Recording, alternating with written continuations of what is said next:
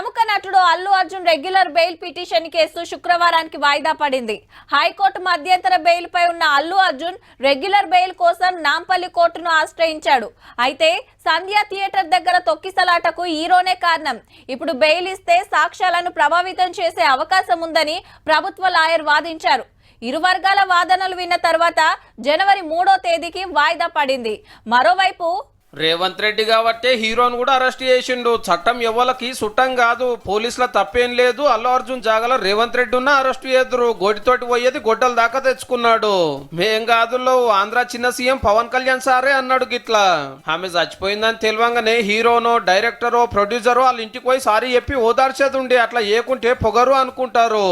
ఒకళ్ళ అల్లు అర్జున్ కి ఇల్లు కాకుంటే ఎవరో ఒకరు పోతే అయిపోవు. అందరిని ఇడిచిపెట్టి హీరో మీదకే నూకుడు కూడా కరెక్ట్ కాదు అన్నాడు. ఇలా దిల్ రాజు సార్ పవన్ కళ్యాణ్ సార్ ను కలిసినాక ఇలేకలర తోటి ఇట్లా ముచ్చట పెట్టిండు. నా తప్పు లేదు, కానీ నేనున్న పరిస్థితులు నా ద్వారా జరిగింది కాబట్టి ఇది వాళ్ళ టీం చేసి ఉండాల్సి.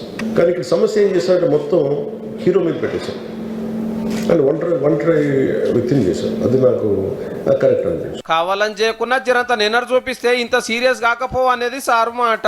కావచ్చు కూడా ఆమె కాలం చేసిన ముచ్చటే నాకు మర్నాటి దాకా తెలియదానే 3 రోజులకు వీడియో సందేశం పంపే. డైరెక్టర్ ప్రొడ్యూసర్లు కూడా గమ్మునున్నారు గంత ఘోరం జరిగితే. కానీ జైలుకి అట్లా పోయి ఇట్లా వస్తే అల్లుగారింటి కాడ సినిమాల జాతర నడిచింది కా దినము. మళ్ళీ నాడు మైకుల ముంగట మాట్లాడి పోలీసులే నా కాడికి రాలేదని చెప్తే బాజాబ్తా వీడియోలు బయటికి చూపించారు.